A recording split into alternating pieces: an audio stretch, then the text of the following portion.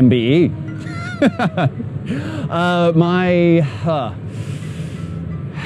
My original background was independent music, which was not professional.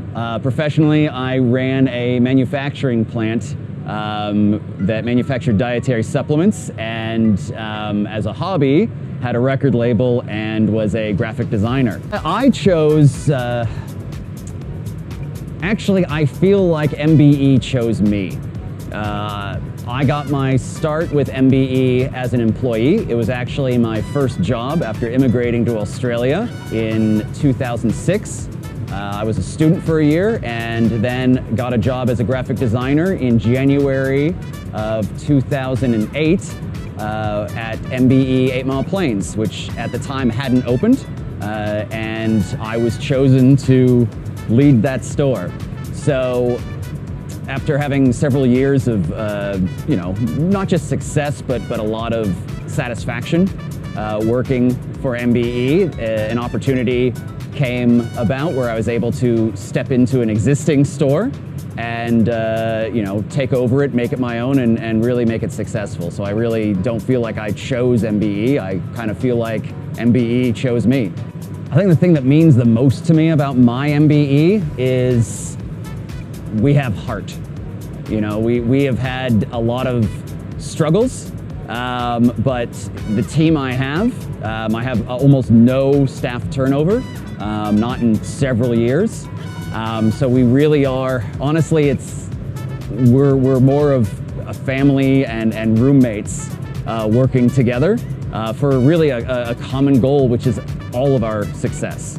So the way I structure my MBE, my business, is, you know, everyone there has ownership over everything that happens. Every failure, every success, we really do share it, and that is something that not only, you know, I do personally in all aspects of my life, but also something that my original boss, Neil, gave me as a unknown, as a tattooed Yank.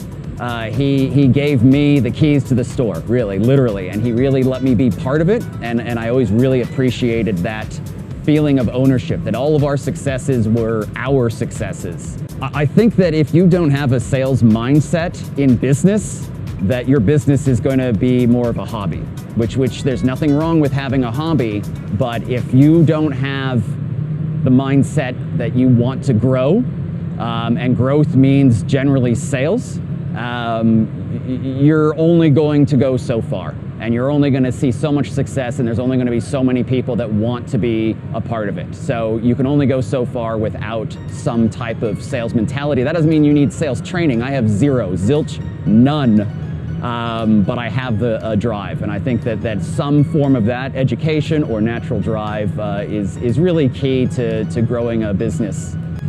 We have customers from every industry, every walk of life, from backpackers to students, to training companies, to national shopping centers, to international clients that aren't even located in Australia, but just need to do business in Australia. Two of the biggest mistakes I made in the early days were overcapitalizing in equipment that I just simply didn't need. Really getting myself into debt that was unnecessary. I learned later to really invest back into the business. Instead of going out, getting a machine and trying to figure out who is going to use it, I would wait for a good job to come along and see how can I leverage that profit into sustainable growth and capabilities for the store. So I reversed it, and since then have had great success, you know, growing my business's capabilities and what we can offer, what we can say yes to for customers without getting into any sort of trouble or debt, or finding myself with a piece of equipment that I don't even turn on every couple of months. I think the most important first step for a new franchisee, once they understand their own center, is marketing, and to just never stop marketing, and to really understand that as a business owner, everything you do is an extension of your business and is marketing. Every person you meet, every hand you shake, every new customer is the possibility of becoming a bigger customer.